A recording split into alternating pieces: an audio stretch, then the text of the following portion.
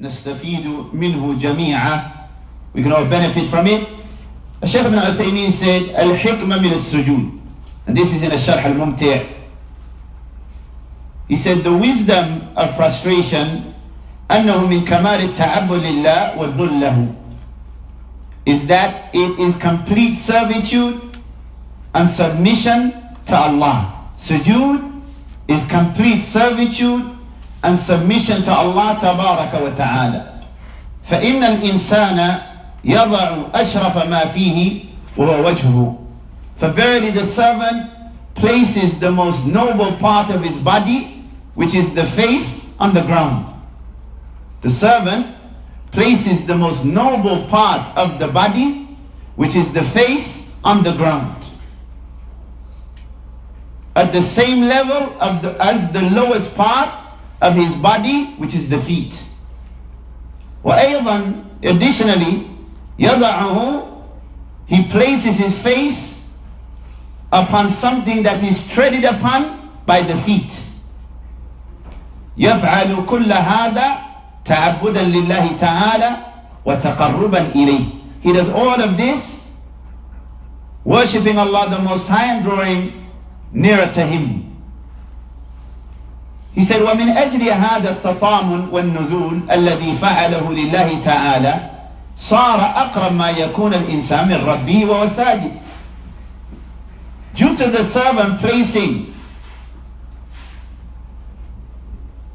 their face on the ground, going into sujood, and they descent in this fashion, which they do sincerely to Allah Tabaraka wa Ta'ala, the servant is considered to be closest to his Lord while he is prostrating. Even though if they were to stand, then in reality they would be higher and actually closer. مع أنه لو قام لكان أعلى وأقرب، لكن لنزوله لله عز وجل صار أقرب إلى الله. But due to his descent, the servant going down into prostration for the sake of Allah, he becomes closer to Allah Azza wa Jal from this angle. And remember, فَمَا تَوَاضَ أَحَدْ لِلَّهِ إِلَّا رَفَعَهُ اللَّهِ. No one humbles themselves to Allah for Allah's sake, except that Allah Azza wa Jal raises them in degree. So he said, هذه الحكمة والسر في هذا السجود العظيم. This is the wisdom pertaining to this magnificent prostration. لهذا ينبغي لنا, he said that's why, ولهذا ينبغي لنا أن تسجد قلوبنا قبل أن تسجد جوارحنا. That is why it is upon us to prostrate with our hearts before our limbs. بأن يشعر الإنسان, what does he mean by that? That a person, the one who is praying, recognizes بهذا الذل والتطامن والتواضع لله سبحانه وتعالى. The one who is praying acknowledges this submission, surrender and humility to Allah Tabaraka wa Ta'ala, حتى يدرك, so that the one who is praying, the servant, can attain the taste of prostrating to Allah Azza wa Jalla and its sweetness. ويعرف, and they know أنه أقرب ما يكون إلى الله. This is the closest they are to Allah Tabaraka wa Ta'ala while they are in sujood.